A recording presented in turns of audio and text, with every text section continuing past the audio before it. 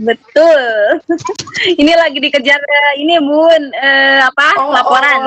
Assalamualaikum warahmatullahi wabarakatuh.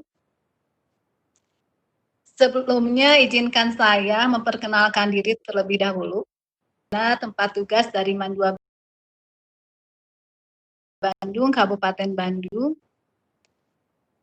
Alhamdulillahirabbil alamin, puji dan syukur kita panjatkan kehadirat Ilahi Robbi atas berkat rahmat limpahannya kita masih bisa bernapas dan bisa melaksanakan kegiatan online ini dalam keadaan sehat walafiat, dan semoga kita semua selalu diberikan perlindungan terus oleh Allah Subhanahu wa Ta'ala dimanapun kita berada.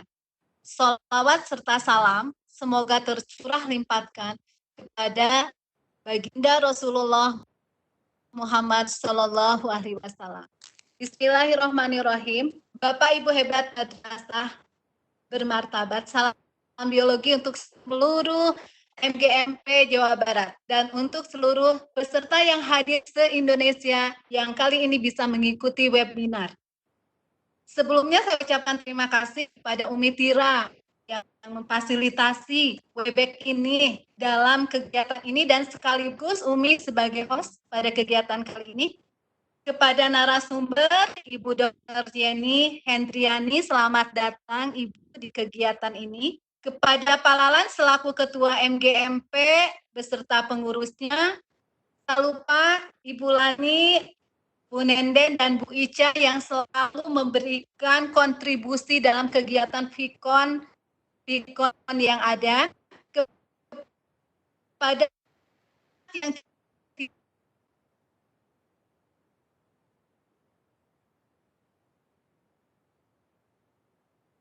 tidak ini berbagi ilmu, berbagi pengalaman, berbagi share dari para pakar-pakar narasumber yang ada. Seiring dengan perubahan yang terjadi saat ini, wabah COVID-19 mengharuskan seluruh guru dan peserta didik melakukan kegiatan pembelajaran dengan cara daring. Proses belajar mengajar dan guru merupakan salah satu jantungnya pendidikan yang harus diperhatikan dan diperhitungkan. Karena dalam kegiatan pembelajaran inilah informasi berbagai konsep, nilai pendidikan diintegrasikan. Guru sebagai sumber belajar dan fasilitator belajar pertama dan utama, sekarang ini harus diubah proses pembelajarannya dari proses pembelajaran tatap muka menjadi proses pembelajaran jarak jauh atau sering dikenal dengan sebutan daring. Banyak kendala tentunya Ibu Bapak Guru yang kita hadapi selama proses ini. Bagaimana caranya kita bisa melaksanakan pembelajaran jarak jauh tapi bisa secara ilmiah? Tentunya ada proses yang membentuk seseorang itu menjadi seorang. Mana bisa praktikum dilakukan ketika proses pembelajaran PJJ itu sebenarnya bisa dilakukan dengan cara virtual praktikum tersebut. Tentunya semua itu diperlukan ilmu.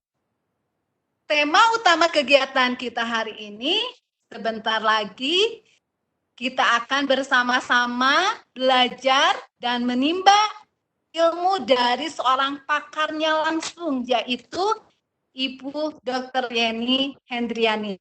Baiklah, saya akan membacakan kurikulum vitae beliau. Nama Dr. Jenny Hendriani, NIP 1964 0220 1989 03 2001, jenis kelamin perempuan, agama Islam, golongan darah golongan 4C, jabatan fungsional Widya Siswaradja, alamat kantor Jalan Diponegoro, alamat rumah Jalan Adi Seruni nomor 19, Komplek Bumi Adipura Gede Bage, nomor telepon bagi yang membutuhkan silakan Ibu dan Bapak catat 08122254 1773.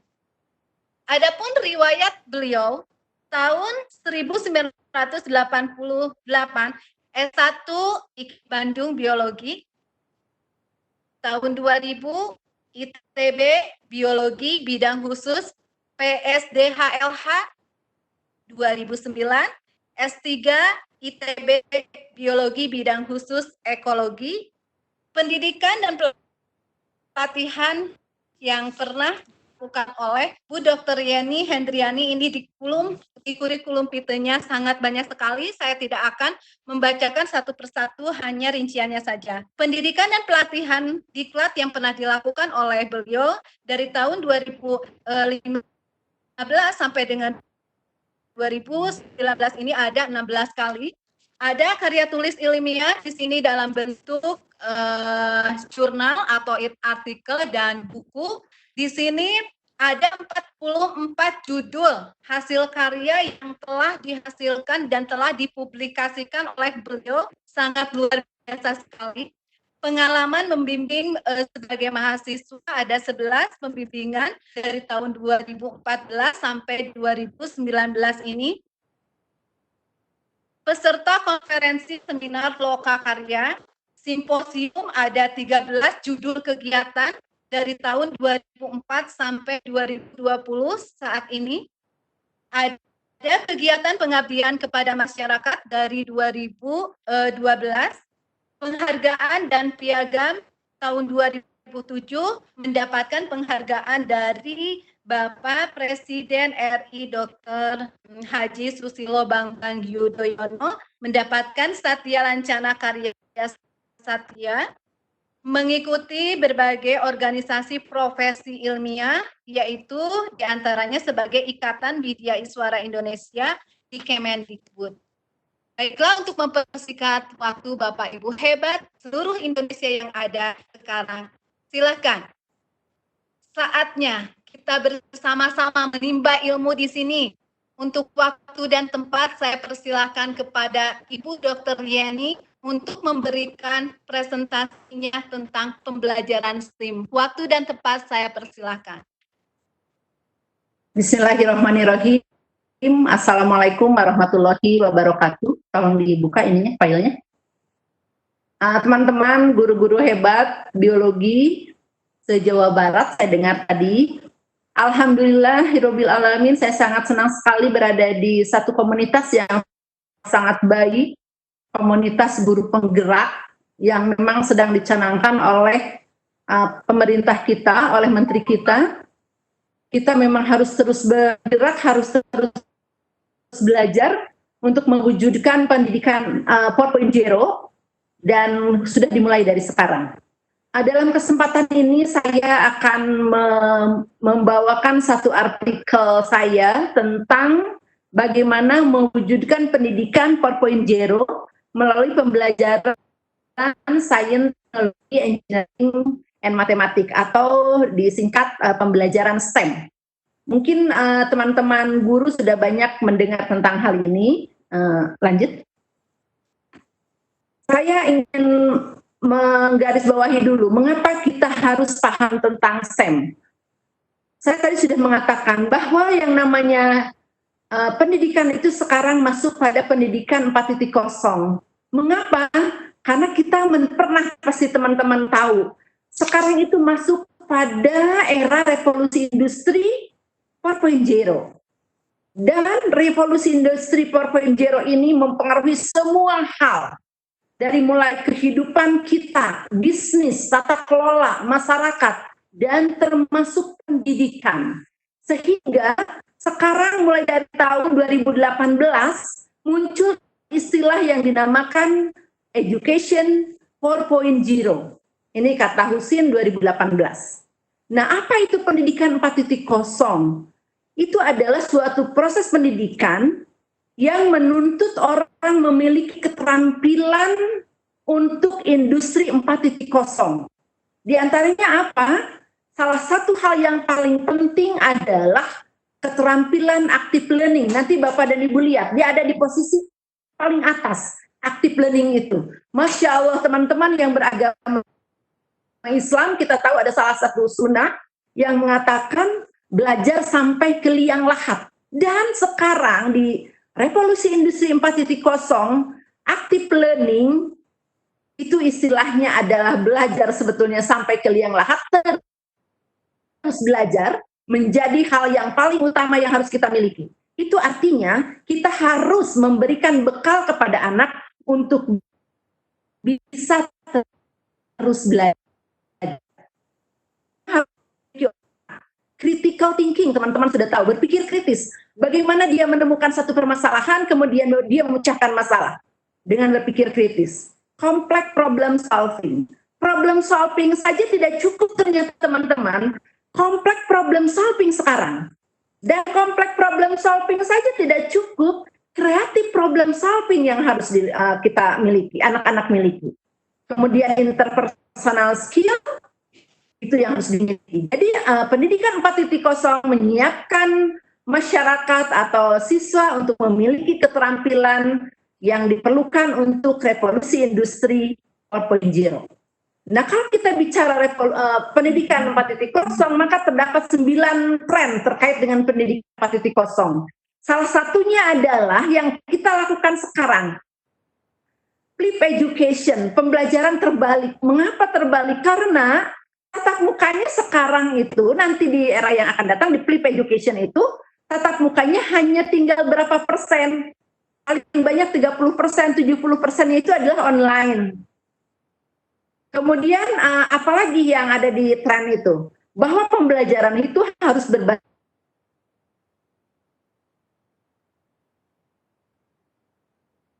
atau terkait dengan tren pendidikan 4.0 nanti akan kita lihat. Dan satu hal lagi, bahwa menurut Butler Adam 2018, STEM telah direkomendasikan untuk pembelajaran di era revolusi industri 4.0.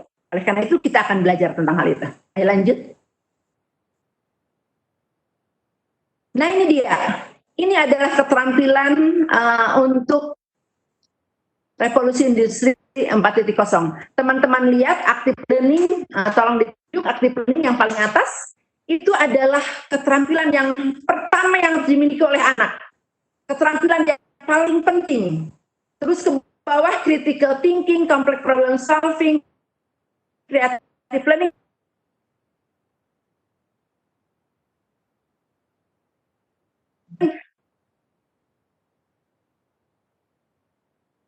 Terkait dengan bagaimana dia menerapkan sains, teknologi, engineering, dan matematik. Nanti kita lihat bahwa yang namanya STEM, yang khasnya itu adanya EDP, Engineering Design Process. Bagaimana anak-anak bisa memiliki keterampilan ketika melihat permasalahan, dia langsung berpikir apa yang bisa dipecahkan dengan permasalahan ini, oleh permasalahan ini. Bagaimana engineering desain prosesnya, itu akan dimiliki oleh anak ketika kita mengajarkan pembelajaran STEM dalam pembelajaran kita. Dan kita lihat ke bawahnya lagi, lifelong learning. Teman-teman, lifelong learning, kemudian di atasnya active learning, itu sangat erat hubungannya. Active learning itu dia belajar terus. Ketika dia sedang bekerja pun, dia akan belajar terus. Karena di abad yang akan datang atau di masa yang akan datang, semua orang akan memiliki pekerjaan minimal 6 jenis. Itu artinya dia harus terus belajar untuk menyesuaikan dengan kebutuhan. Active learning. Oleh karena itu dia juga harus punya lifelong learning. Pembelajaran sepanjang hayat. Oke, lanjut lagi teman-teman. Ini dia apa yang dimaksud dengan pendidikan 4.0 atau education 4.0. Suatu respon terhadap kebutuhan revolusi industri 4.0 di mana manusia dan teknologi diselaraskan untuk memungkinkan kesempatan-kesempatan baru. Apa yang diselaraskan? Ketika kita bicara sains, kita bicara tentang keterampilan proses, tentang metode ilmiah. Dan ketika kita bicara di industri, kita bicara tentang engineering proses. Maka dalam STEM, kita padukan metode ilmiah dengan engineering proses menjadi engineering design process. Itu yang kita padukan. Sehingga mungkin ada kesempatan baru. Artinya apa? Ketika kita membelajar STEM, mungkin ada produk yang dibuat oleh siswa itu bisa dibuat menjadi produk massal. Itu artinya ada kesempatan baru dalam ekonomi untuk membuat sesuatu dan menghasilkan uang. Ketika Amerika mengubah pendidikannya ke STEM karena dia merasa dia sudah tertinggal oleh Cina, tertinggal oleh Korea, tertinggal oleh Jepang. Dalam hal apa? Dalam hal inovasi. Maka dia mengubah pendidikannya menjadi pembelajaran STEM. Dia menyatukan antara sains di dengan engineering di industri menjadi pembelajaran STEM. Dalam proses itu diharapkan akan ada kesempatan-kesempatan baru, produk-produk baru yang bisa dibuat secara massal dan menjadi uang. Kemudian kecepatan inovasi tanpa henti akan terus-menerus menuntut keterampilan dan pengetahuan baru untuk mengimbangi. Ini ciri khas dari revolusi industri 4.0. Kecepatan inovasi sangat-sangat tidak terkejar. Kita harus terus mengupdate pengetahuan untuk mengimbangi hal itu. Perlu sebuah visi baru untuk masa depan pendidikan. Dari sekolah ke pembelajaran seumur hidup. Mungkin kita akan berkata, itu kan dari dulu juga sudah ada pembelajaran seumur hidup. Ya, dari dulu sudah ada. Dan sekarang kita harus menerapkannya dalam kehidupan kita sendiri. Apakah teman-teman sebagai seorang guru terus belajar? Ataukah sudah merasa sangat pintar dan merasa tidak perlu lagi membuka buku, tidak perlu lagi membaca jurnal? Coba tanyakan dulu ke hatinya masing-masing.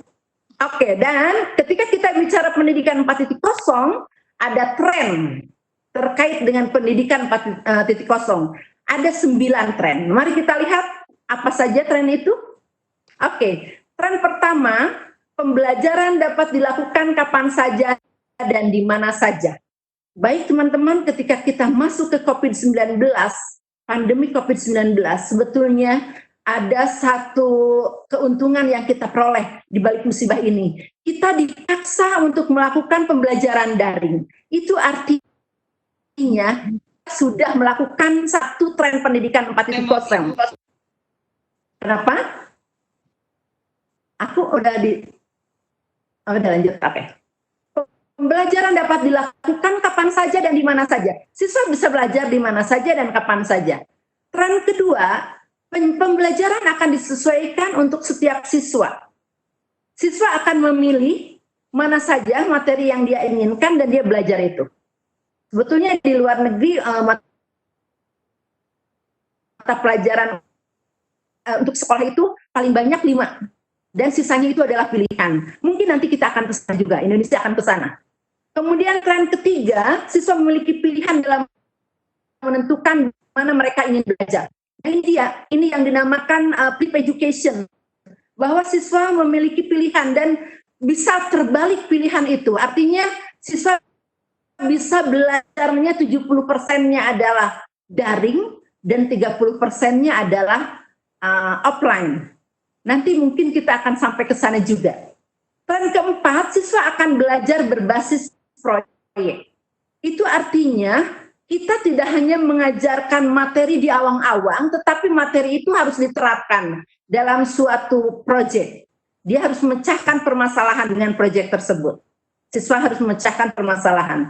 Kelima, siswa akan lebih terpapar pembelajaran langsung. Artinya, dia akan belajar langsung tentang berbagai macam hal. Ketika proyeknya itu adalah proyek bagaimana meningkatkan daya tahan tubuh dalam masa pandemi COVID-19 ini, maka mungkin proyek siswa itu dia membuat satu produk bukan obat ya, semacam herbal yang bisa meningkatkan daya tahan tubuh. Dia akan belajar herbalnya apa, mengapa dia memilih itu, dia akan mencari tahu bagaimana cara membuatnya, dan dia akan membuatnya. Dia belajar secara langsung membuat herbal itu. Kemudian tren ke-6, siswa akan dihadapkan pada interpretasi data. Ketika proyek itu melakukan satu kegiatan, maka melakukan suatu misalnya praktik, maka pasti akan ada data, dan data itu harus diinterpretasi. Tahukah teman-teman, Di era digital sekarang, data menjadi sesuatu hal yang sangat-sangat penting. Semuanya berbasis data. Industri yang berhasil itu adalah dia yang bisa melihat, yang punya data dan bisa melihat kecenderungan pasar terkait data dia dan bagaimana dia menginterpretasikannya dan membuat suatu hal-hal baru sesuai dengan keinginan pasar. Interpretasi data menjadi sangat penting di era digital ini. Kemudian siswa akan dinilai secara berbeda, jelas. Karena siswa itu kemungkinan besar akan lebih banyak belajar mandiri, maka siswa akan dinilai secara berbeda. Dan ketika siswa berbasis proyek, maka tentu penilaiannya akan berbeda ketika dia belajar seperti tatap muka di kelas.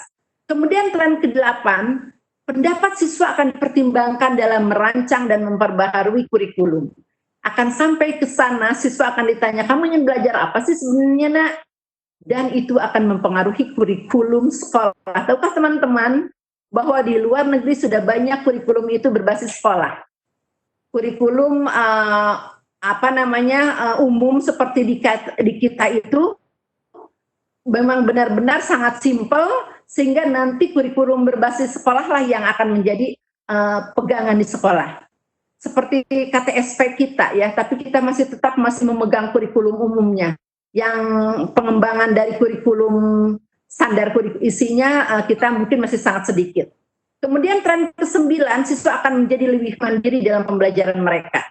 Seperti sekarang ya, ketika di COVID-19 ini, pandemi COVID-19, siswa menjadi lebih mandiri dalam pembelajarannya.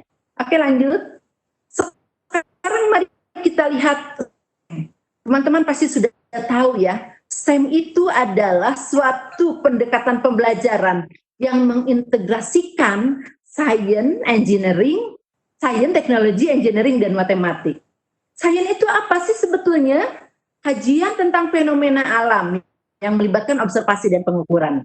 Nah, kalau kita tanya engineering, teknologi, inovasi-inovasi untuk memodifikasi alam agar memenuhi kebutuhan dan keinginan manusia. Ada satu permasalahan, manusia itu ingin bicara, tapi tidak terpaku pada telepon yang ada di rumah. Dia bisa nelpon dimanapun. Maka jadilah sekarang handphone. Itu adalah teknologi untuk kebutuhan manusia. Engineering itu apa? Pengetahuan dan ideologi. Iya ya. Tolong mungkin yang Umi itu ada di mute aja tuh, yang teman-teman yang lain, jadi biar tidak ada yang masuk suara yang lain. Ada kok mati semua. Ya, oke, sip. Berarti di sini aja, di kantor aku aja. Ya. Pengetahuan dan keterampilan untuk mendesain dan mengkonstruksi mesin peralatan, sistem material, dan proses yang bermanfaat bagi manusia. Engineering itu pengetahuan dan keterampilan untuk mendesain. Engineering mendesain. Dan matematik itu apa? Ilmu tentang pola-pola dan hubungan-hubungan yang menyediakan bahasa dan bagi teknologi sains dan engineering. Ketika kita bicara tentang satu pola, maka pola itu dibahasakan dalam bahasa matematik untuk masuk ke komputernya. Dan nanti diolah sehingga nanti hasilnya seperti apa, itu bagian matematik. Oke, lanjut. Jadi, kalau kita lihat, pembelajaran STEM itu adalah pendekatan di mana sains, teknologi, teknik, matematik terintegrasi dalam suatu proses pembelajaran yang berfokus pada pemecahan masalah dalam kehidupan sehari-hari. Yang nyata ini khasnya, teman-teman. STEM itu mengintegrasikan sains, teknologi, teknik, dan matematik untuk memecahkan masalah dalam kehidupan sehari-hari yang nyata, serta dalam kehidupan profesional. Artinya kehidupan profesional itu kita bisa juga memecahkan permasalahan terkait dengan keilmuan. Itu adalah STEM. Jadi bukan memecahkan masalah yang tidak nyata, yang tidak ada dalam kehidupan sehari-hari, atau tidak terkait dengan kehidupan.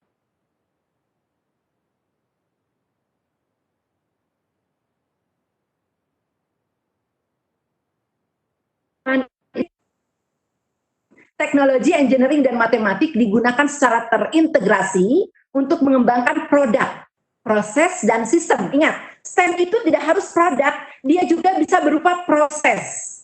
Dan dia juga bisa berupa sistem yang bermanfaat bagi kehidupan manusia. Contoh begini, ketika saya mengatakan untuk pelajaran, untuk KD pencernaan, di situ ada di bagian 4-nya, KD 4-nya, bagaimana memproduksi makanan secara sehat. Maka saya meminta siswa saya untuk membuat produk berupa alat-alat untuk menyimpan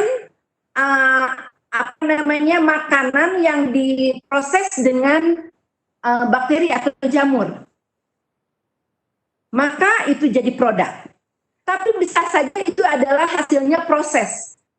Misalnya, ketika kita mengajar tentang pengelolaan sampah, ketika siswa diminta untuk membuat bagan proses pengelolaan sampah di rumah, maka itu menjadi produk STEM juga, tapi dalam bentuk proses. Atau kita bisa juga membuat sistem yang bermanfaat. Misalnya, kita mengajar tentang keanekaragaman hayati, dan siswa diminta untuk membuat sistem pengelolaan keanekaragaman hayati yang berkelanjutan.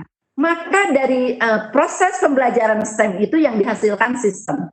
Jadi dalam proses pembelajaran STEM bisa dalam bentuk produk, kemudian bisa dalam bentuk proses, dan bisa dalam bentuk sistem. Lanjut. Ini adalah yang saya katakan tadi. Di sekolah ada di bagian kiri, scientific process. Ketika kita bicara scientific process atau scientific method, di situ ada pertanyaan, ada permasalahan, atau ada hasil observasi. Maka kita akan masuk ke membuat hipotesis. Ada permasalahan, kita buat hipotesis nomor 2. Nah, setelah itu kita membuat prediksinya yang lebih mendekati lagi. Kemudian kita merancang percobaannya, nomor 4. Merancang percobaan dan mengetesnya. Dari situ kita mengambil data dan membuat kesimpulan. Dan setelah itu kita menerapkan. Nah, sementara di engineering proses, proses di engineering, di industri, ketika ada suatu permasalahan, ditemukan problem. Define the problem. Nah, coba kita lihat ya, kita bandingkan. Di scientific method, ask question atau menemukan suatu observasi yang membuat kita bertanya-tanya ini apa. Nah, sementara kalau di engineering proses, define the problem. Ada masalah nih. Masalahnya adalah dulu HP itu terlalu berat, terlalu besar. Bagaimana caranya supaya HP itu lebih ringan, lebih bagus, lebih eye-catching, lebih bagus tampilannya. Maka dibuat plan solution langsung. Tidak dibikin dulu hipotesis, tapi langsung dibuat rencana pemecahan masalahnya. Kemudian dibuat modelnya. Dibuat model HP yang lebih canggih, yang lebih eye-catching, yang lebih kecil, yang lebih indah, yang lebih ringan. Kemudian dites model itu. Nah, kalau bagus, atau direfleksi dulu deh. Direfleksi kalau bagus akan, kalau kurang bagus akan diredesain. Tapi kalau sudah bagus, maka dia akan dibuat secara massal. Yang dari hasil produk, hasil tes itu. Redesain, kemudian dibuat secara massal. Jadi kita melihat ada perbedaan antara scientific process dengan engineering process. Nah, di dalam pembelajaran STEM, kedua hal ini akan disatukan. Mari kita lihat bagaimana engineering design prosesnya. Ini dia. Ini adalah engineering practice yang dibuat oleh Next Generation Science Standard di Amerika. Seperti ini. Ketika kita membuat pertanyaan sains dan menemukan masalah di awalnya, kemudian mengembangkan dan menggunakan model dari permasalahan tadi, merencanakan dan melakukan investigasi. Dari investigasi itu tentu ada data, menganalisis data dan menginterpretasi data. kemudian menggunakan pola berpikir matematik dan komputasi, artinya data-data itu dilihat bagaimana polanya, membangun eksplanasi, membangun penjelasan, dan mendesain solusi, kemudian terlibat dalam argumen berdasarkan bukti, mendapatkan, mengevaluasi, dan mengkomunikasikan informasi. Itu adalah scientific engineering practices menurut Next Generation Science Standard Framework. Bagaimana metode ilmiah kemudian dengan engineering proses disatukan menjadi engineering design proses. Langkah engineering design proses lengkapnya nanti akan ada di bawah. Lanjut. Nah, ini adalah teman-teman disiplin core idea untuk STEM. Sebetulnya STEM itu untuk mata pelajaran apa saja? Core-nya ya.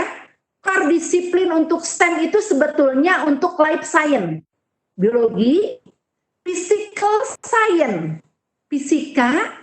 Nah, kimia mana kok nggak ada? Kimia itu ada di life science dan physical science. Bicara tentang materi. Materi itu ada di life science dan materi itu ada juga di physical science. Kemudian ada Earth and Space Science, IPBA. Kemudian ada engineering. Kemudian teknologi dan aplikasi dari sains. Jadi sebenarnya STEM itu aslinya core idenya itu adalah untuk penerapan sains. Life science, physical science, earth and space science, engineering, teknologi, aplikasi sains. Nah, sekarang di Indonesia sudah ada yang mengatakan dari kementerian STEM bisa juga untuk pelajaran yang lain. Jadi kalau kita bicara STEM untuk pembelajaran yang lain, itu artinya saya tidak melihat ada penerapan sainsnya. Misalnya agama, penerapan sains dari agama itu apa misalnya ya. Tapi kalau kita bicara tentang misalnya ya, kita bicara tentang sistem pencernaan. Nanti kita bicara proses pembelajaran dengan STEM dan sistem pencernaan itu, kemudian kita kaitkan dengan agama. Bagaimana siswa mensyukuri organ-organ yang dia miliki terkait dengan sistem pencernaan. Bagaimana siswa lebih melihat kebesaran Allah dengan organ pencernaannya saja. Itu seperti itu. Saya paling melihat STEM kalau dikaitkan dengan yang lain itu seperti itu. Oke, harus ada kaitan dengan sainsnya juga. Oke, lanjut. Nah, ini adalah jenis-jenis STEM. Ada yang dinamakan silo. Silo itu bagaimana cara ngajarnya? Akhirnya, kemudian dari sains itu terkait dengan teknologinya apa, kita ajarkan, kemudian teknologi itu kita akan buat dalam bentuk yang lebih baik, ada ada penambahan nilai, ada value-nya, maka kita meminta siswa untuk mengengineering atau mendesain sesuatu tentang teknologi itu, dan ketika dia mendesain, maka dia harus menghitung beberapa hal terkait dengan matematik. Itu adalah silo. Jadi masih seperti terpisah. Sainsnya diajarkan, kemudian teknologi yang terkait dengan sains, kemudian teknologinya apa yang akan dibuat engineeringnya, dibuat desainnya. Ketika mendesain ada matematik. Itu adalah silo. Berikutnya, STEM itu juga bisa diajarkan dengan yang dinamakan terinkorporasi. Artinya apa? Yang utamanya adalah sains. Kemudian ketika kita mengajarkan sains itu, ada teknologi, ada engineering, ada matematik. Yang utamanya adalah sistem pencernaan. Tapi dalam sistem pencernaan itu ada teknologi makanan. Teknologi makanannya apa? Siswa diminta untuk membuat untuk wadah untuk fermentasi, fermentor. Siswa diminta membuat fermentor. Itu artinya siswa harus mendesain fermentor yang bagus. Dan ketika mendesain fermentor, dia harus memperhatikan dari sisi matematik, ukurannya, kemudian volumenya, berapa banyak jumlah yang harus dimasukkan, dan seterusnya. Itu ada math-nya. Maka itu adalah STEM yang disebut STEM terinkorporasi. Atau yang benar-benar sudah terintegrasi penuh. Jadi sudah tidak terlihat lagi sains, teknologi, matematiknya. Kita mengajarkan tentang misalnya robotik. Nah, di situ sains terkait robotiknya apa, teknologi terkait robotiknya apa, matematik dan engineeringnya seperti apa. Itu STEM terintegrasi penuh. Teman-teman bisa memilih salah satu dari 3 kontinum pola integrasi dalam pendidikan STEM. Bisa silo, sainsnya dulu, kemudian teknologinya apa, engineeringnya apa, matematiknya apa, atau sains adalah yang utamanya, dari sains itu baru terkait teknologi, engineering, math-nya seperti apa, atau kita sudah dalam bentuk terintegrasi penuh. Yang contohnya tadi robotik. Oke, lanjut. Nah, ini adalah model pembelajaran STEM. Sebenarnya teman-teman, ketika kita bicara pembelajaran STEM, kalau kita mengajarkan tentang sainsnya, itu bisa menggunakan model pembelajaran apapun. Saya membuat unit pembelajaran STEM untuk pencernaan. Ketika bicara sainsnya, pertemuan pertama, saya menggunakan inquiry. Tapi ketika sudah berbicara project-nya, membuat fermentor, saya menggunakan project based learning. Project based learning dari Lukas, itu yang biasa yang kita gunakan, atau PJBL-nya STEM, itu Laboiras. Atau kita menggunakan Pipe A, dan Baby. Oke, kita lanjut. Ini adalah langkah-langkahnya, teman-teman. Saya ingatkan sekali lagi aja, yang Lukas itu yang biasa kita gunakan. Pertama, penentuan pertanyaan mendasar, mendesain perencanaan proyek, menyusun jadwal, kemudian guru melakukan monitoring, menguji hasil, dan evaluasi pengalaman. Ini adalah PJBL-nya Lukas. Oke, lanjut. Saya akan nunjukin PJBL-nya Laboy and Ras. Pertama adalah refleksi. Guru dengan siswa melakukan suatu refleksi permasalahan apa yang akan dipelajari, yang menginspirasi siswa atau guru untuk melakukan suatu penyelidikan, reflection. Tentu dikaitkan dengan KD yang akan dibahas. Kemudian setelah reflection ada research. Dalam hal ini, siswa melakukan penelitian terkait dengan permasalahan yang sudah dia buat. Kemudian dari sini, dari research ini, siswa mencari konsep-konsep sains dengan bantuan guru ya. Kemudian ada discovery, penemuan di sini. Tahap penemuan umum, bagaimana siswa melakukan penelitian, kemudian melakukan langkah-langkah yang terkait dengan proyek. Menentukan proses pembelajaran apa yang akan dia lakukan. Di discovery itu dia membuat langkah-langkah. Kemudian di aplikasi, dia melakukan kegiatan itu. Atau membuat model, mendesain, merancang. Kemudian siswa setelah membuat model itu baru masuk ke langkah berikutnya, itu communication. Dia mengkomunikasikan hasil dari proyek dia. Ini adalah model PJBL STEM.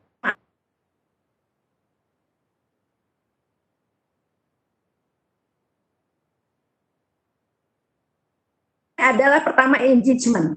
Bagaimana kita menyadarkan siswa supaya dia terlibat di dalam proses pembelajaran. Apa yang dilakukan siswa biasanya dia mengidentifikasi problem atau permasalahan. Kemudian setelah itu siswa melakukan eksplorasi.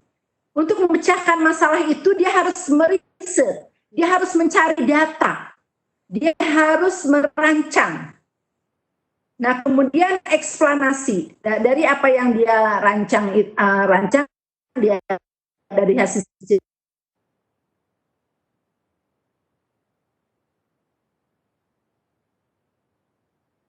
tersebut, dan kemudian dia merancang langkah-langkah. Kemudian elaborasi. Di sini dia sudah membuat apa yang dia rancang dan mengkomunikasikannya setelah selesai pembuatan. Dan terakhir adalah evaluation. Di sini adalah tes. Kemudian refleksi apa yang sudah dilakukan dari 5 tahapan kegiatan tersebut. 5E tadi. Ini adalah perbandingan EDP dengan model pembelajaran STEM. Kita lihat EDP itu ada di sebelah kiri. Define problem. langkah EDP itu. Yang tadi saya katakan. Kemudian riset, background riset awal. Kemudian plan solution, dia membuat plan, rencana. Kemudian membuat model, mengetes model, merefleksi dan meredesain. Kemudian mengkomunikasikannya. Di manakah PJBL STEM, PJBL Lukas, dan 5E, teman-teman bisa lihat di situ. Reflection itu ada di define problem. Menentukan pertanyaan mendasar di PJBL Lukas itu ada di define problem. Engage itu ada di define problem. Background research itu untuk PJBL STEM, Laboyan Ras, di research. Untuk PJBL Lukas ada mendesain perencanaan project. Itu adalah background research. Untuk di 5E, explore. And solution itu ada di mana? Di PJBL STEM itu ada di discovery. Di PJBL Lukas ada di menyusun jadwal. Di 5E ada di explain, penjelasan. Itu adalah membuat solusi, plan solution. Make a model ada di mana? Di application. Application itu adalah mix model. Application itu kalau di PJBL STEM itu ada di make a model, test a model, dan di reflect and redesign. Untuk PJBL Lukas, monitoring itu termasuk 2, 3, 4, dan 5. Teman-teman bisa melihat ini adalah perbandingan engineering design proses dengan model pembelajaran STEM. Jadi teman-teman tidak perlu pusing, engineering design prosesnya di mana ketika melakukan PJBL STEM, maka teman-teman bisa lihat slide ini. Oke, lanjut, bisa dipelajari sendiri. Kita akan ambil contoh mapel biologi ya teman-teman, menganalisis struktur, replikasi, dan peran virus dalam kehidupan. Kemudian melakukan kampanye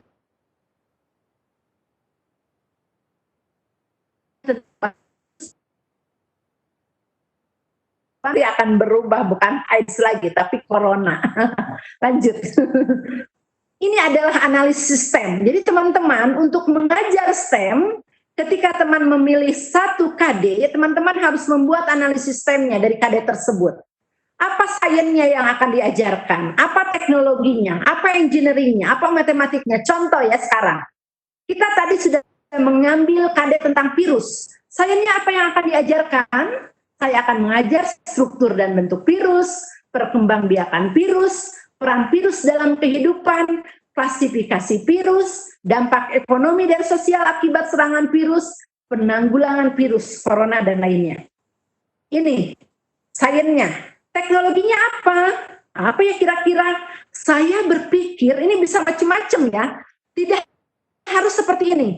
Saya berpikir teknologinya itu adalah praktik pengolahan dan pengemasan produk herbal untuk meningkatkan daya tahan tubuh. Kita tahu corona itu atau virus itu adalah penyebab penyakit yang sebenarnya kita bisa recovery sendiri, kita bisa obati sendiri. Dengan cara apa? Meningkatkan kekebalan tubuh kita. Maka sangat penting sekali ketika kita dalam posisi sekarang, kita memiliki kekebalan tubuh yang tinggi. Bagaimana caranya? Salah satunya tentu dengan minum herbal atau minum vitamin. Tapi karena kita orang Indonesia dan kita tahu banyak sekali herbal yang bagus untuk meningkatkan daya tahan tubuh. Saya sudah mengeksplor beberapa hal terkait dengan herbal untuk meningkatkan kekebalan tubuh. Di antaranya adalah kunyit bisa digunakan, kemudian jahe, kemudian daun aprika. Nah, anak-anak bisa mencari hal itu. Kemudian menggunakan internet untuk mencari informasi terkait jenis herbal serta teknologi pengolahan dan pengemasannya. Itu adalah teknologinya. Engineering-nya apa? Engineering terkait dengan desain, merancang pengolahan dan pengolahan dan pengemasan produk herbal untuk meningkatkan daya tahan tubuh, menentukan alat bahan yang akan digunakan, mengolah dan mengemas produk herbal, mengevaluasi hasil produk herbal. Itu ada di engineering-nya. Dan matematiknya apa? Menghitung kebutuhan bahan dasar produk herbal dan hasil yang diperoleh setelah pengolahan, menghitung kecepatan proses pengolahan, memprediksi kebutuhan bahan dasar dan hasil yang diperoleh jika kita akan melakukan skala produk yang lebih besar, menghitung biaya yang diperlukan untuk proses produksi. Itu matematiknya. Ini adalah analisis STEM untuk KD virus. Oke, lanjut. Nah, sekarang bagaimana penerapan EDP pada model PJBL STEM, PJBL, LUKAS, dan 5E? Mari kita lihat. Reflection itu ada di STEM, PJBL STEM. Menentukan pertanyaan mendasar itu ada di PJBL LUKAS. Engage itu ada di 5E. Apa yang harus dilakukan? Ini yang harus dilakukan. Teman-teman kalau ingin membuat RPP, harus dibuat pada saat langkah-langkah pembelajaran harus dibuat detail seperti ini. Dan tinggal melihat ini aja. Misalnya kita akan ambil PJBL STEM, ambil reflectionnya. Apa yang dilakukan? Guru membagi siswa menjadi beberapa kelompok, guru memberikan permasalahan, bagaimana cara meningkatkan daya tahan tubuh, bagaimana mengolah produk herbal yang dapat meningkatkan daya tahan tubuh, kemudian guru menyampaikan tugas proyek yang akan dibuat oleh siswa. Ini adalah engine-nya atau menentukan pertanyaan mendasarnya atau reflection-nya. Lanjut. Langkah berikutnya adalah research untuk STEM-nya Laboy and Ras.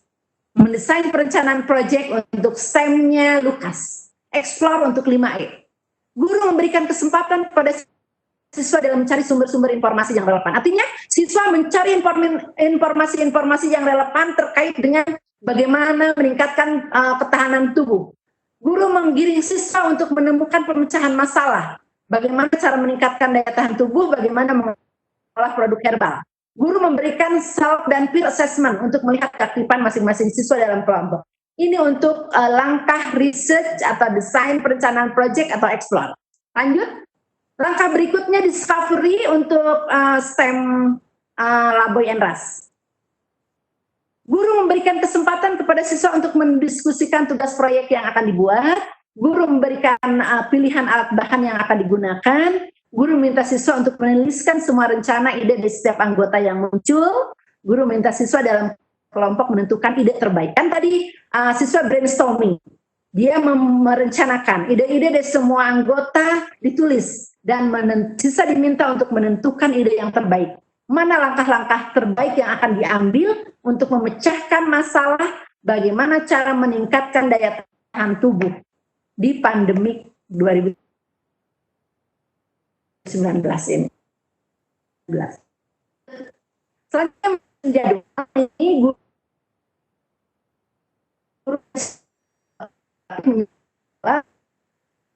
proyeknya, waktu akhir penyelesaian proyek, jadwal yang disepakati kemudian disetujui agar guru dapat melakukan monitoring untuk kemajuan belajar. Ini menyusun jadwal. Oke, lanjut.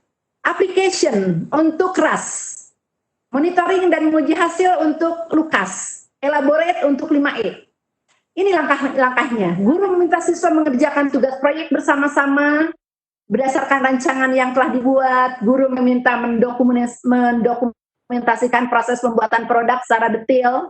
Nih, kalau misalnya kayak zaman sekarang ya, COVID-19 ini, siswa bisa diminta untuk membuat produk, kemudian dia mendokumentasikannya. Membuat produknya apakah berkelompok atau sendiri-sendiri, teman-teman tahu persis. Kalau dia berkelompok, aman enggak? Kalau tidak aman, ya sendiri-sendiri. Wah, tapi terlalu berat. Ya, wayahna, memang kita harus bekerja keras. Anak-anak juga harus dilatih untuk mulai bekerja keras. Dan tentu nanti anak itu akan dibantu oleh ibunya atau oleh kakaknya. Saya hampir setiap hari membantu anak saya melakukan praktikum. Anak saya itu masih kuliah, jadi dia praktikumnya di rumah sendiri. Dan saya ngebantuin dia, minimal videoin. Atau ngebantuin megang apa. Kemudian guru memberikan peer assessment, guru meminta setiap kelompok melakukan uji coba produk, guru minta peserta didik menyusun laporan hasil pelaksanaan proyek. Lanjut. Communication, ini yang terakhir ya. Evaluasi pengalaman atau evaluate di 5E. Guru yang menyampaikan aturan presentasi, guru monitor jalannya presentasi kelompok, guru minta setiap kelompok untuk mempresentasikan hasil proyek dan uji coba, guru memberikan kesempatan bertanya pada kelompok lain. Jadi di samping communication ketika presentasi itu sebetulnya di situ ada evaluasi pengalaman, ada evaluasi langkah-langkah yang sudah dilakukan oleh siswa. Lanjut. Jadi teman-teman, ketika anak-anak belajar seperti tadi, dia harus memecahkan masalah, dia harus mendesain solusi, dia harus membuat model, dia harus menguji coba model, dia harus melakukan refleksi terhadap model tersebut, dan dia harus mengkomunikasikan hasilnya. Kira-kira apa yang akan diperoleh? Creativity akan muncul nggak ya? Kreativitas pasti akan muncul. Critical thinking, ya dia akan berpikir untuk memecahkan masalah. Critical thinking akan muncul. Problem solving akankah muncul? Ya jelas, karena dia dari awal sudah diberi permasalahan untuk dipecahkan. Jelas dia harus melakukan suatu problem solving. Active learning ada nggak di situ? Moga-moga ya teman-teman, dengan cara seperti itu akan timbul curiosity siswa, rasa ingin tahu siswa. Dan rasa ingin tahu itu ternyata teman-teman, menurut seorang ahli, jauh lebih penting dari IQ. Mengapa? Karena rasa ingin tahu akan memicu anak untuk terus belajar. Communication dia akan terlatih ya, karena dia akan diminta untuk mengkomunikasikan dalam bentuk tulisan, dan dia mengkomunikasikannya dalam bentuk lisan. Kolaborasi apakah akan terbentuk? Ya, dia akan kerjasama dalam kelompok. Oke, lanjut. Jadi ini hasil yang akan diperoleh. Sebetulnya teman-teman, STEM itu kalau di luar sudah mulai dari early childhood things. Itu artinya dari mana? Dari mulai TK. Hanya ada beda, tentu beda penekanan-penekanan. Misalnya kita lihat untuk level 1 early childhood tema, yang pertama adalah anak-anak dilatih untuk melakukan explore, mengeksplor suatu hal dan thinking, berpikir. Dia juga dilatih untuk berkomunikasi. Dia juga dilatih untuk well-being. Kemarin ya, teman-teman dari, bukan teman, sorry saya mengatakan teman, para pakar dari Kementerian Kebudayaan, Kemdikbud sekarang, ujung-ujung dari kegiatan pembelajaran kita adalah siswa well-being. Well-being itu apa sih? Dia ternyata dia harus nyaman dengan dirinya, dia pintar, dia smart, dan dia juga memiliki akhlak yang baik. Anak dilatih untuk well-being, menerima dirinya, mengetahui apa kelebihan dirinya, well-being. Dilatih mulai dari TK. Kemudian mengidentifikasi, apa tuh yang bawahnya apa?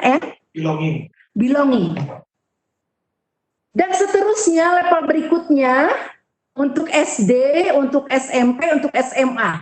Kita lihat untuk SMA ya, senior high school. Apa sih sebetulnya skill dari STEM yang harus diajarkan di SMA? Critical and creative thinking, ini dia. Ini yang harus difokuskan. Karena itu kita sebagai guru harus pandai mencari permasalahan yang akan dipecahkan oleh siswa. Harus membuat siswa berpikir kritis dan kreatif. Apalagi communicating, berkomunikasi, baik secara lisan maupun secara tulisan. Apalagi memproses informasi. Itu apa memproses informasi? Sebetulnya itu artinya mengolah data. Data itu diolah, kemudian diinterpretasi, diberikan pengertian, dikaitkan dengan penelitian-penelitian terdahulu, dikaitkan dengan referensi, maka dia menjadi lebih bermakna. Information processing, mengolah data sebetulnya di situ. Being personal efektif, menjadi pribadi yang efektif. Dari sisi waktu, dari sisi biaya, dia bisa menjadi pribadi yang efektif. Dan working with other, belajar, bekerja dengan orang lain. Bisa bekerja dengan orang lain, itu adalah keterampilan yang harus dilatihkan. Working in others. Untuk teman-teman SMP, kita lihat managing information dan thinking. Itu yang paling diutamakan dulu. Bagaimana dia memanage informasi dan berpikir. Menjadi literate, being literate dan being numerate. Artinya dia bisa memahami apa dari hasil bacaan dia, literasi. Dan dari melihat angka-angka dia paham. Dia bisa berkomunikasi, staying with, tetap dia merasa baik, merasa kreatif, being kreatif, menjadi kreatif, memanage kehidupan dia, memanage kehidupan dia, dan working with others. Demikian untuk primary priority, untuk SD. Teman-teman, satu hal yang harus kita tahu untuk bisa mengajar STEM itu, teman-teman, selain teman-teman belajar teori seperti sekarang ini, teman-teman juga kalau menurut saya harus punya unit tentang STEM. Di mana unit itu ada? Di P4TK IPA. Bisa nyari ke siapa? Nyari ke orang P4TK IPA. Bayar nggak? Enggak lah, masa bayar?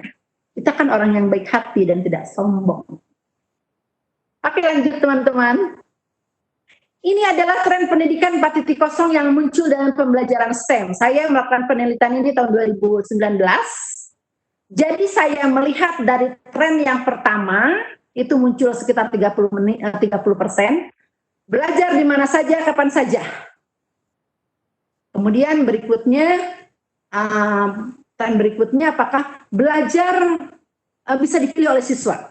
Itu hanya berapa persen saja, lebih kecil lagi. Dan yang paling tinggi itu ada di tren ke-4 dan tren ke-6. Belajar berbasis proyek, kemudian belajar itu harus melakukan interpretasi data. Ini adalah yang paling tinggi, kemudian siswa belajar secara langsung, 75%. Ini yang paling tinggi, tren pendidikan 4.0 yang paling tinggi yang muncul di dalam pembelajaran STEM. Belajar berbasis proyek, kemudian melakukan pengolahan data, kemudian belajar langsung. Oke, lanjut. Nah, mari kita lihat sekarang pembahasan dari hasil penelitian saya, dari membaca-baca buku, bahwa pembelajaran STEM itu 100% memunculkan tren keempat. Ya, tadi saya sudah lihat kan, siswa akan lebih banyak belajar berbasis proyek.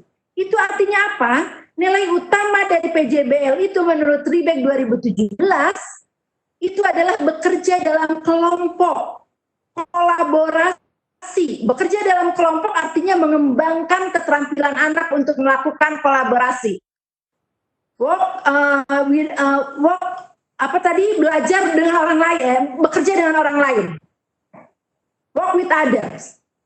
Kemudian pengembangan pengetahuan, ialah pasti pengembangan pengetahuan ya. Saya menemukan pembelajaran STEM itu meningkatkan pemahaman peserta didik. Kemudian berpikir kritis ya, refleksivitas dan etika. Itu adalah utama. Itu artinya apa? Saya lihatkan lagi ke bawah. Bekerja dalam kelompok, kolaborasi, dan etika itu melatih siswa untuk memiliki salah satu keterampilan yang harus dimiliki di era revolusi industri 4.0, yaitu keterampilan teratas yang kelima, yaitu interpersonal skill. Bagaimana keterampilan interpersonal, dia menjadi pribadi yang humble, yang beretika, yang dia bisa berkolaborasi, dia bisa bekerja dalam kelompok, dia memiliki komunikasi yang baik.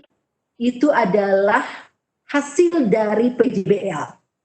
Interpersonal skill, anak-anak akan memiliki keterampilan teratas yang kelima yang diperlukan di era revolusi industri 4.0.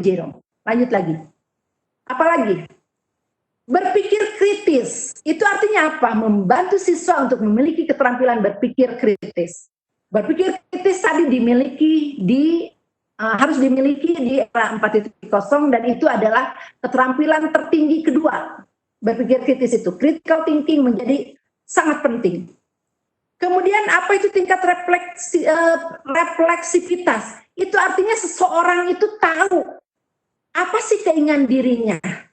Dia bisa menentukan seorang individu itu mampu membentuk norma, selera, politik, keinginan, dan sebagainya. Secara sendiri atau mandiri. Itu artinya refleksivitas yang tinggi itu akan membantu orang memiliki integritas tinggi, memiliki kemandirian, individu mandiri. Lanjut. Pembelajaran STEM juga memunculkan tren ke-6, yaitu siswa dihadapkan pada interpretasi data. 100% ada interpretasi data. Interpretasi itu adalah proses memberi arti dan signifikansi terhadap analisis yang dilakukan, menjelaskan pola-pola deskriptif, mencari hubungan dan keterkaitan. Itu artinya apa? Maka dia akan membuat siswa memiliki keterampilan untuk era revolusi industri 4.0, yaitu sistem analisis and evaluation. Itu ada di nomor berapa kalau nggak salah, 8 atau 7 dari atas. Itu hal yang sangat penting sekali. Yang tadi saya katakan, di era digital, interpretasi data itu adalah hal yang sangat penting yang harus dimiliki oleh setiap industri untuk dia bisa terus berkembang sesuai dengan kebutuhan pasar. Dan sama kita juga, interpretasi data itu akan membuat kita menjadi peneliti yang hebat, menjadi orang yang hebat dalam berbagai bidang. Lanjut. Lanjut lagi. Oh ya, udah. Lanjut lagi. Belum ya ini. Tujuan pengumpulan dan interpretasi data memperoleh informasi yang berguna dan dapat digunakan, serta membuat keputusan yang paling tepat. Membuat keputusan yang paling tepat, teman-teman, ketika seseorang bisa melakukan interpretasi data dengan baik, dia akan memperoleh informasi yang berguna, yang bisa dia gunakan untuk membuat keputusan yang tepat. Kesimpulan yang tepat, keputusan yang tepat. Dan ini terkait dengan keterampilan revolusi industri 4.0, penilaian dan pengambilan keputusan.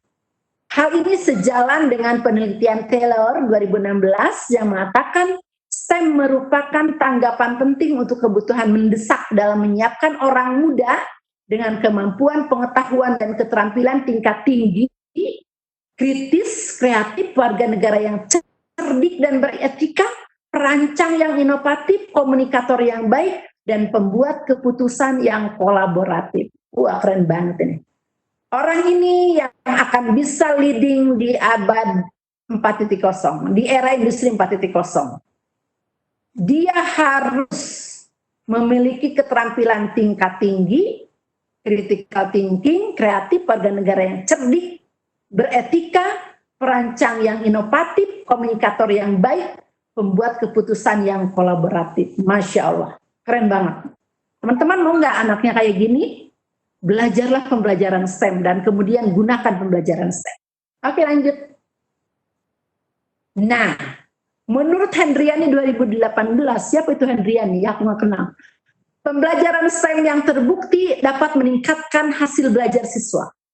Jadi dari 5 provinsi yang saya teliti, semuanya menunjukkan pembelajaran STEM dibandingkan dengan pembelajaran yang lain bisa meningkatkan hasil belajar siswa. Hal ini sejalan dengan penelitian SARAK 2018 yang mengatakan efek dari praktik pendidikan STEM adalah prestasi akademik pada 0,442, efek sikap pada 0,6, dan efek pada keterampilan proses 0,8. Jadi sebenarnya kalau kita lihat menurut SARAK, prestasi akademik itu 0,4 saja, sikap lebih tinggi 0,6, keterampilan proses ilmiah adalah 0,8. Hal senada ditemukan dalam penelitian Thoma dan Greka 2018 yang mengatakan bahwa siswa yang berpartisipasi dalam proyek STEM dilaporkan memiliki sikap dan hasil tes prestasi yang jauh lebih baik dibandingkan siswa dari kelas tradisional. Oke, lanjut. Peningkatan penguasaan konsep itu sangat penting. Mengapa? Karena peningkatan penguasaan konsep itu menunjukkan adanya pengalaman yang mengembangkan keingintahuan, curiosity, memiliki minat dalam mempelajari berbagai hal, inquisitiveness, berpikir kritis, critical thinking, dan pemecahan masalah, problem solving. Kapasitas kemampuan terus curiosity, inquisitiveness, problem solving, dan critical thinking akan terus dibangun dalam pembelajaran STEM. Tahukah teman-teman, curiosity dan inquisitiveness ini akan mendorong siswa memiliki keterampilan tertinggi untuk revolusi industri 4.0, yaitu active learning. Ini keterampilan yang benar-benar harus dimiliki oleh anak. Active learning, belajar aktif. Oleh karena itu, sebagai guru kita harus mengajarkan kepada anak bagaimana mencari tahu, bukan lagi diberi tahu. Bagaimana mencari tahu membuat anak menjadi active learning. Curiosity dan inquisitiveness akan mendorong siswa memiliki keterampilan tertinggi. Ini menjadi sangat penting dalam pembelajaran STEM itu. Oke, lanjut. Maka kesimpulannya adalah pembelajaran STEM mendorong siswa memiliki keterampilan penting di era revolusi industri 4.0, yaitu active learning, critical thinking, creative problem solving, interpersonal skill, occupation specific STEM skill, design thinking, system analysis, and evaluation. Terdapat 8 tren pendidikan 4.0 yang muncul pada pembelajaran STEM dengan tingkat presentasi yang bervariasi. Presentasi yang paling tinggi atau 100% muncul pada tren keempat, bahwa siswa akan lebih banyak belajar berbasis proyek, dan tren keenam, siswa akan dihadapkan pada interpretasi data. Kemudian, STEM telah direkomendasikan untuk pembelajaran di era revolusi industri 4.0. Perlu komitmen yang lebih besar untuk menerapkan pembelajaran STEM dengan berbagai supporting sistemnya. Oke, saya kira demikian. Dan terakhir, terima kasih banyak atas perhatiannya. Mohon maaf jika ada kekeliruan. Billahi taufiq wal hidayah. Wassalamualaikum warahmatullahi wabarakatuh. Waalaikumsalam warahmatullahi wabarakatuh. Baik, silakan Bu Lina memandu jalannya tanya jawab, atau mau yang di live streaming YouTube juga banyak pertanyaan nih, Bunda Yeni. Ya, saya bacakan dulu ya. Saya bacakan dulu Bu Lina yang di YouTube dulu ya. Ini dari Himawati, dari SMA Negeri Mojo Agung. Bu Yeni, saya mau bertanya, pembelajaran STEM merupakan pendekatan. Bagaimana menerapkan kolaborasi antar mapel dengan proporsi yang seimbang dalam hal penilaian dan evaluasi? Oke. Apa saya langsung jawab satu-satu atau gimana? Ya, langsung aja Bu, waktunya masih banyak kok. Oke, pertanyaannya bagaimana mendekatkan kolaborasi antar mapel yang seimbang dalam proses penilaian nanti ya. Teman-teman, untuk kolaborasi antar mapel yang seimbang, kita harus betul-betul menemukan satu tema yang bisa seimbang antara mapel itu. Misalnya biologi, fisika, kimia, matematik, misalnya yang mudah dulu ya, yang 4 itu dulu, atau matematik dengan bahasa Indonesia 5. Kita harus menemukan satu tema yang bisa, tema itu adalah betul-betul seimbang biologinya, fisikanya, kimianya, dan matematiknya.